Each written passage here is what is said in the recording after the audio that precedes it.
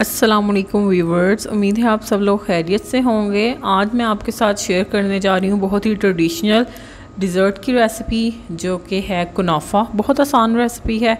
चलिए हम लोग रेसिपी की तरफ चलते हैं। जिन लोगों ने अभी तक चैनल को सब्सक्राइब नहीं किया वो लाल बटन दबाकर मेरे चैनल को सब्सक्राइब कर दें। कुनाफे के साथ अलग से शीरा रेडी किया जाता है। उसके लिए मैंने 1 गिलास पानी ले लिया है।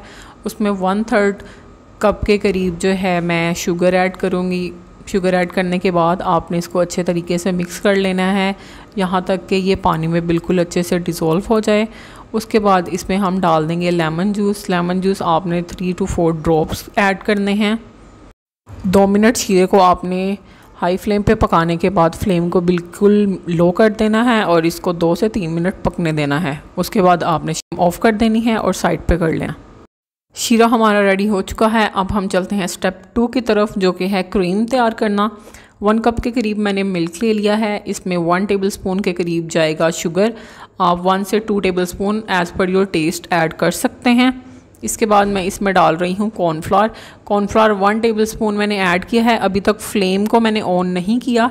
इन तीनों अज्जा को मैं अच्छे तरीके से पहले मिक्स कर लूँगी ताकि लम्स ना बन जाएं। अगर आप पहले फ्लेम ऑन कर देंगे तो जो हमने कॉर्नफ्लावर ऐड किया है उसके जो हैं गुठलियाँ बन जाएंगी जो कि बहुत मुश्किल से फिर डिज़ोल्व होती हैं।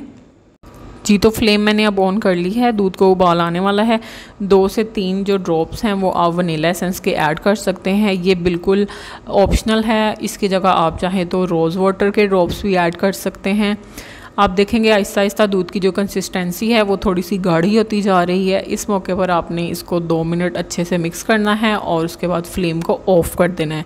फ्लेम ऑफ़ करने के बाद 1 कप मैं इसमें मोज़रेला चीज़ ऐड कर रही हूँ।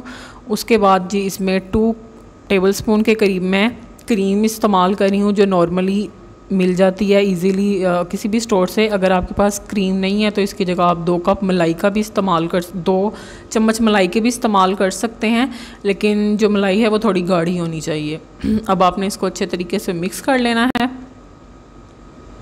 मिक्स करने के बाद आपने इस मिक्सचर को साइड पे रख देना है और अब हम चलेंगे स्टेप 3 की तरफ। कुनाफा के लिए जो बारीक सेवइयाँ होती हैं उसका इस्तेमाल किया जाता है। वो मैंने 1 पैकेट ले लिया है। इसमें 1 टेबलस्पून जो है मेल्टेड बटर इस्तेमाल कर रही हूँ। सॉल्टेड या अनसॉल्टेड आप कोई भी इस्तेमाल कर सकते हैं। इसको आपने अच्छे तरीके से मिक्स कर लेना है और इस तरह से सेवइयों को तोड़ लेना है। बहुत ज़्यादा बारीक नहीं करना, इतना होना चाहिए। अब आते हैं जी असेंबलिंग की तरफ।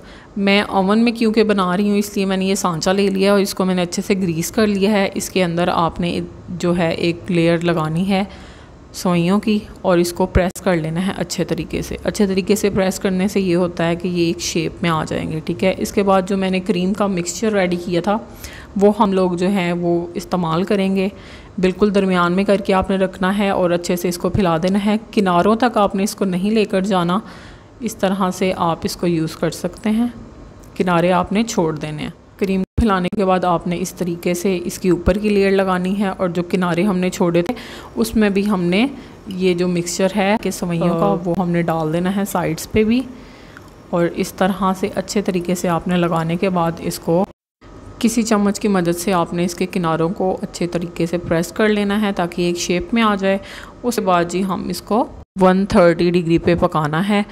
कुनाफा हमारा रेडी हो गया है। अब आपने बहुत एहतियात से इसको अनमोल्ड करना है।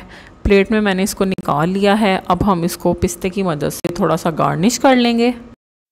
कुनाफा हमारा रेडी हो गया है। जो हमने सबसे पहले शीरा रेडी किया था वो हम कुनाफे के ऊपर डाल देंगे और इस तरह हम इसको सर्व करेंगे। उम्मीद है रेसिपी पसंद आई होगी। पसंद आई हो तो लाइक कमेंट करना बिल्कुल मत भूलिएगा। फ्रेंड्स एंड फैमिली के साथ शेयर कीजिएगा। दुआओं में याद रखिएगा। नेक्स्ट रेसिपी के साथ बहुत जल्द मुलाकात होगी। तब तक मुझे मरियम को इजाज़त दीजिए और मेरी वीडियोज़ देखते रहिए। अल्लाह हाफिज़।